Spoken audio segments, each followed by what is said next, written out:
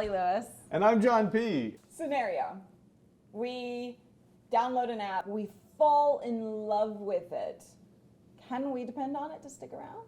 So if Instagram disappeared tomorrow, what would you really lose? Photography's not going to disappear, right? You're still going to be able to take photos. You're still going to be able to share photos.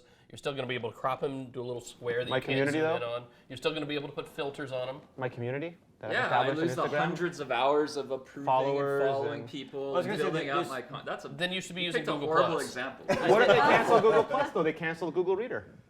Yeah. Google Plus is Can we- not Google Can Reader. we talk Well, about Google Reader? actually, 'Cause I'm Google livid. Reader is a big deal It because is a very big deal. people have, not only have they spent years putting all their favorite RSS Yeah. feeds in there, but they have communities in Reader. You share with people. I mean, I have shared stuff and people share with me and it's But if you gone. can And it does take sync a for lot everything. of the sites Yeah. are actually allowing you to import your feeds, which Right. makes To it a lot where? easier to, Feedly or to the Google old Reader had or something like that. millions of readers. I mean, this shouldn't be a Google rant, but Google Right. had millions of people using it. The infrastructure required, everything. But you know what? Why can't these service providers? Here's a question: why can't they just charge more if you have a bunch of users? Or spin it off. Or something. Yeah, I was going to say, actually, there's two ways we have to distinguish this, too. There's services disappearing, which is a lot, it's pretty rare, actually, when that happens, but it's devastating, obviously. But then there's the your third-party app or whatever that you purchased and invested in,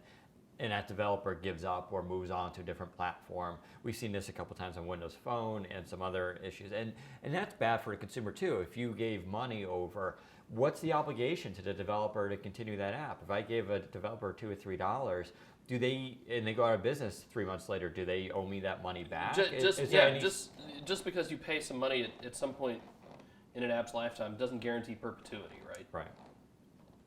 I'll explain perpetuity later.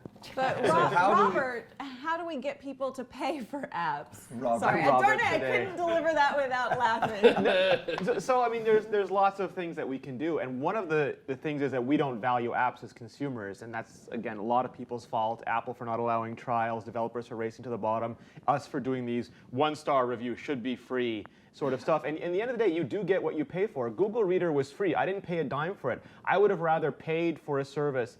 And the big problem is that now that it was so successful that no one else made anything, and now we're all rushing to fill that gap and to sync all our RSS feeds. So I think that you make a good app, you charge a good price for it, and then that becomes a sustainable business. It's the whole mining versus farming argument. I was actually say that it also depends on the platform.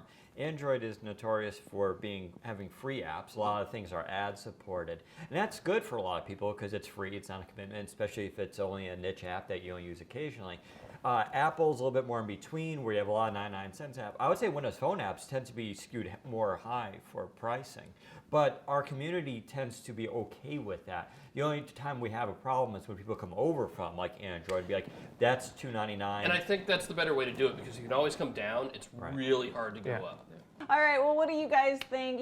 Are you willing to pay apps? Are you not willing to pay apps, and why? Or have you lost any really good apps that you're pissed about? And what do you do Tell us when you about it. do lose those apps? Do you go on a show and rant about it? Right. Some people do. Thank you guys for sending on in questions and for participating all week long in this conversation. So definitely come back tomorrow. I'm Callie Lewis. I'm John P. We'll see you later. Bye.